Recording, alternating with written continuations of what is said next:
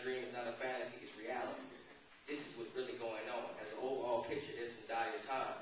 But with the Employee Free Choice Act, it gives us a strong voice.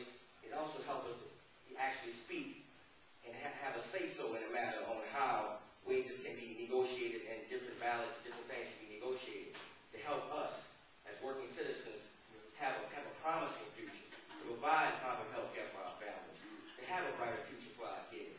And I'm fighting for that strongly. I strongly believe that we will prevail, and God is going to make it possible for us. Not only through Him, that's not what we're going to do. Lead us from this place, energized by the force and power of your love and compassion, by your will towards justice. Send strength to all those who labor, all those whose work is underpaid and unappreciated, and who go without health care benefits, and who are without protection. The men who wait for work in the parking lots of the Home Depot and the gas stations on Claiborne Avenue.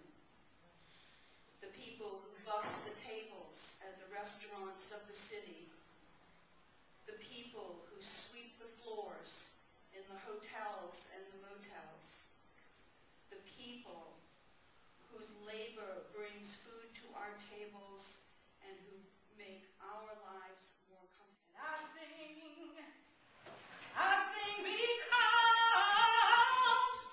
I'm happy. Yes, I am.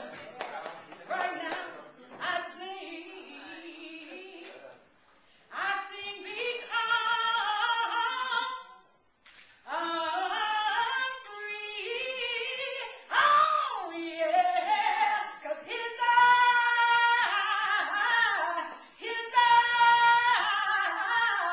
watches over me all night long, sees me when I'm doing wrong. His eye is on this sparrow. Yes, I thank you, Lord. And I know, yes, I thank God that I know He watches over me.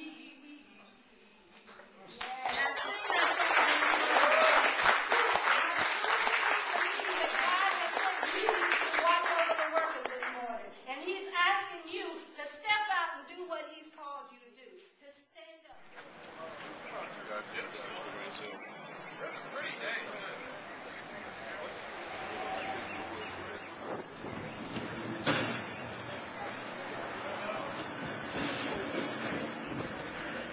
Thank you.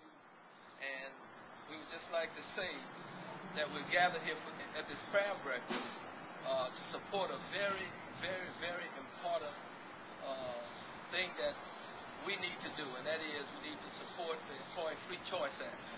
And we need for Senator Landrieu to understand that we as ministers, support this act.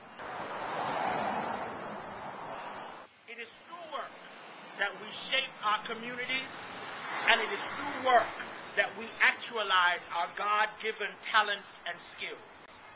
To that end, we believe firmly that work should be honored with decent pay and done under conditions that affirm the dignity of the worker.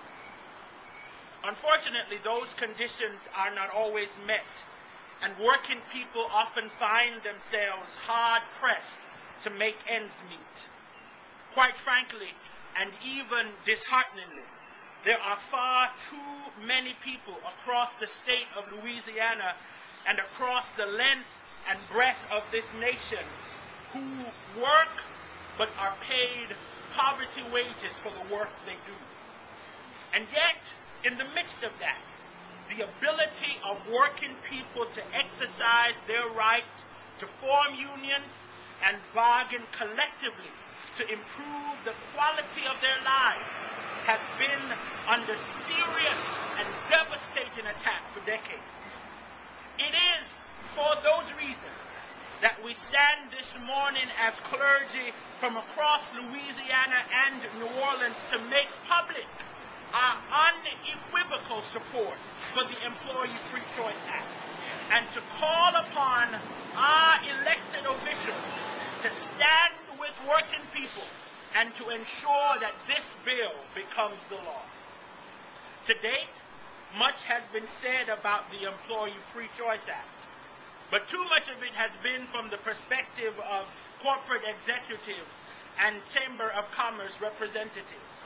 And we fear that these are the voices to whom our elected officials are listening. Today, however, we speak as clergy who serve in congregations where people struggle to make ends meet, though they work full-time jobs.